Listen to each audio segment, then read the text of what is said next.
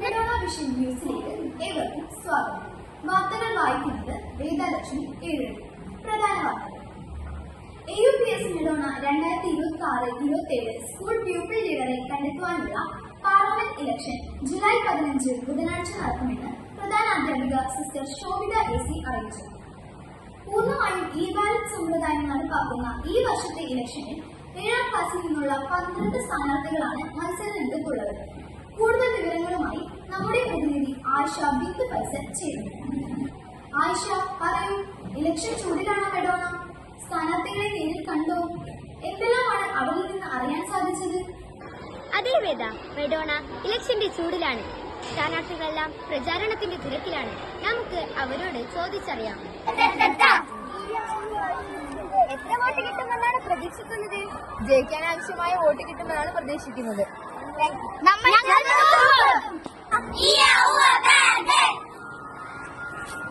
എന്തുകൊണ്ട് താങ്കളെ വിജയിപ്പിക്കണമെന്നാണ് താങ്കൾ പറയുന്നത്? ലൈബ്രറി കളിസ്ഥലം കൂടുതൽ ഉപയോഗിക്കാനാണ് സഹായിക്കുകയും ചെയ്യുന്നത്.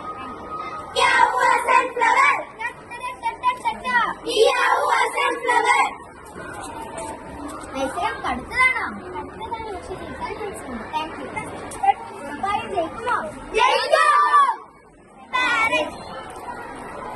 ഏതാണ് ചിഹ്നം? വിജയിക്കുമോ? പ്രചരണം എവിടെ വരെയായി? വിജയിക്കുമെന്ന് പ്രതീക്ഷയുണ്ടോ? പ്രതീക്ഷയുണ്ട്.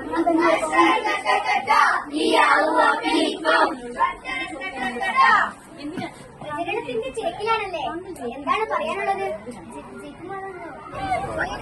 എന്തൊക്കെ കാര്യങ്ങൾ ചെയ്യും? എല്ലാവരോടും വോട്ട് ചോദിച്ചോ? LP-യിലും UP-യിലും മുഴുവനായിട്ടും ചോദിച്ചു. ജയിക്കുമെന്നാണ് എന്റെ പ്രതീക്ഷ. അതെ, നാളെയാണ് ഇലക്ഷൻ. നാളെ എല്ലാവരും എനിക്ക് വോട്ട് ചെയ്യുമെന്നാണ് ഞാൻ പ്രതീക്ഷിക്കുന്നത്.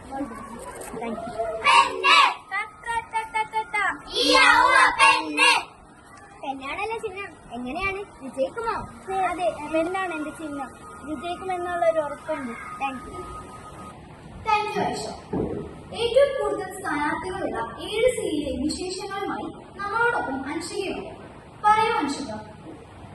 വേദലക്ഷ്മി, 7th സീരീസിൽ 7 സ്ഥാനാർത്ഥികളാണ് മത്സര രംഗത്തുള്ളത്. നമുക്ക് ചോദിക്കാം, വോട്ട് ചെയ്യുന്നത് ആർക്കാണ് വോട്ട് ചെയ്യുന്നത്? വേദ, എല്ലാവരും കൺഫ്യൂഷനിലാണ്. എന്തായാലും നമുക്ക് കാത്തിരുന്ന് കാണാം. Thank you Anshika.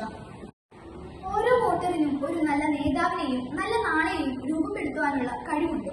ഓരോ സ്ഥാനാർത്ഥിയും വിദ്യാലയത്തിന്റെ പുരോഗതിക്കായി പ്രവർത്തിക്കും എന്ന് പ്രതിജ്ഞ എടുക്കുമ്പോൾ ഓരോ വോട്ടറും വിവേകത്തോടെ നിഷ്പക്ഷമായും തന്നെ വോട്ട് രേഖപ്പെടുത്തുക. സുതാര്യവും മാതൃകാപരവുമായ സ്കൂൾ തെരഞ്ഞെടുപ്പിലൂടെ നമുക്ക് ജനാധിപത്യ മൂല്യങ്ങൾ ഉയർത്തിപ്പിടിക്കാം.